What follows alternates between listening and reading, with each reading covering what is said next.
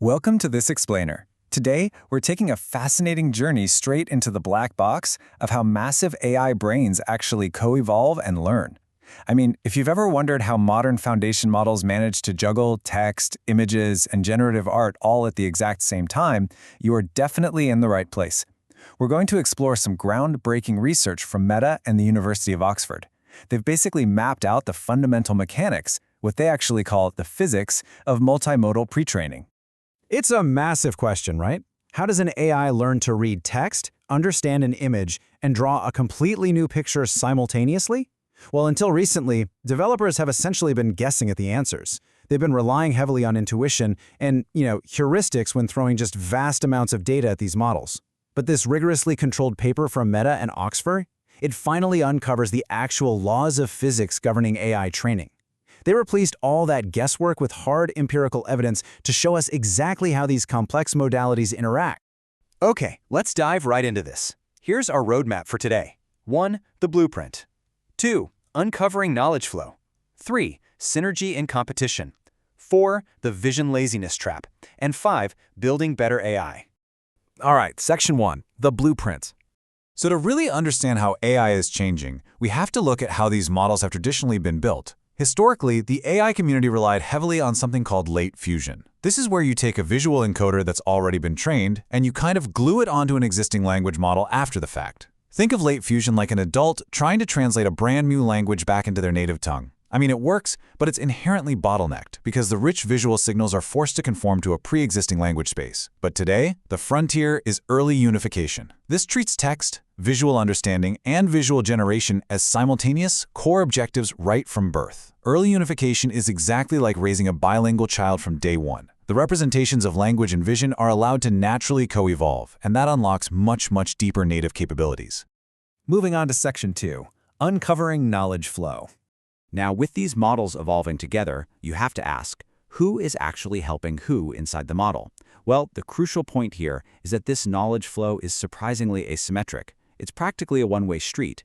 The research found that language acts as the ultimate universal booster.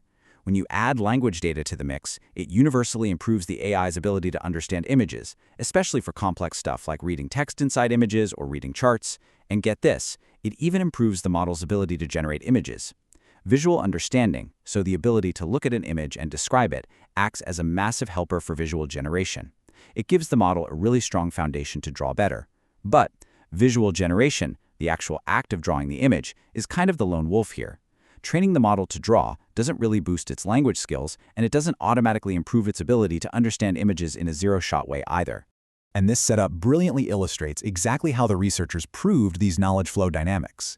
They didn't just use messy real-world data for this. Instead, they created highly controlled synthetic environments using simple primitive shapes.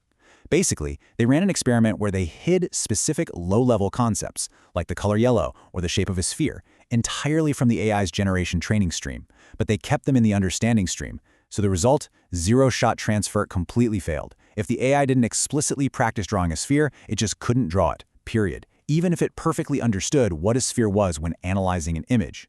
Low-level concepts simply do not automatically jump between understanding and generation. Now you might be thinking, does that mean generative training is completely useless for the other modalities? Absolutely not. The researchers discovered that while zero-shot transfer fails for generation, it isn't just a dead end. Instead, generative training forces the model to learn dense, pixel-level details, things like depth, boundaries, and precise geometry. This leaves a highly receptive latent prior. Basically, it builds a really strong subconscious memory of how the physical world actually looks. So once you explicitly show the model how to map those dense geometric features to language, it learns incredibly fast. It literally builds a robust foundation that drastically accelerates future learning, especially for spatial instructional tasks. Which brings us to section 3, synergy and competition. Because these models share a single set of parameters, it's this delicate balancing act to figure out when tasks reinforce each other and when they actually fight for brain capacity. And the findings regarding task complexity here are honestly incredibly counterintuitive. The researchers tested what happens when you pair language training with varying levels of visual complexity. On one end, we have a super simple visual task, just a solid green background. On the other, a highly complex natural landscape. Surprisingly, feeding the AI that extremely simple visual task alongside text actually acts as a massive cross-modal booster for the language side. The model's language comprehension improves significantly. However, when you feed it the complex natural landscape, the modalities begin to compete. The rich semantic difficulty of that complex image demands so much parameter space that it literally starts to fight with the language stream for capacity. So, if complex data causes a capacity fight, what can AI architects actually do about it? Well, they have to control this synergy versus competition dynamic through specific structural choices within the transformer framework itself. The research identified that sharing the attention and normalization layers, the parts of the AI that decide what to focus on, across modalities, is exactly what fosters that beautiful cross-modal synergy. But to mitigate the capacity competition caused by complex tasks, you need to decouple the feed-forward networks. Essentially, you have to give text and images their own separate processing pathways, so they can handle heavy information without overwriting each other. Let's move to Section 4, the vision laziness trap. We've talked a lot about how to mix data, but when you do it reveals this fascinating behavioral quirk the researchers call vision laziness. It's exactly what it sounds like. If you start by training an AI heavily on text first and then introduce visual data later sequentially, the AI basically just gets lazy. Because it already has incredibly strong pre-existing language knowledge, it starts using those text priors as a crutch.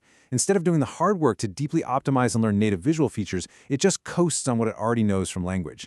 To avoid this trap, simultaneous joint training from the very first step is absolutely crucial. The modalities must actively co-evolve from day one. Finally, Section 5, building a better AI. This all brings us to the ultimate aha moment of the paper, the unified recipe. By synthesizing all these empirical laws of physics, the researchers built a staggeringly efficient model. Step 1. Use early unification to avoid that vision laziness trap and force coevolution. Step 2. Use an asymmetric data mix. We want to lean heavily on language since we know it's the universal booster that uplifts both visual understanding and generation. And Step 3. Architect the brain with shared attention and split feed-forward networks. This maximizes synergy while preventing capacity competition. By strictly following these rules, the team successfully scaled up massive 13.5 billion parameter models that achieved absolutely incredible generative performance, using only 5% of the standard compute budget. I mean, it's a total masterclass in efficiency. And that leaves us with a pretty profound question to walk away with. We are rapidly moving from AI that crudely translates images into text to AI that natively co-evolves to see, read, and draw simultaneously from the exact same fundamental building blocks. So what happens to the human experience when our digital tools inherently understand the physics of our world natively from birth? The models of tomorrow won't just be calculating text probabilities. They are going to possess a truly unified, multimodal understanding of reality. Thank you so much for joining me on this explainer. Keep learning, keep questioning, and I'll catch you on the next deep dive.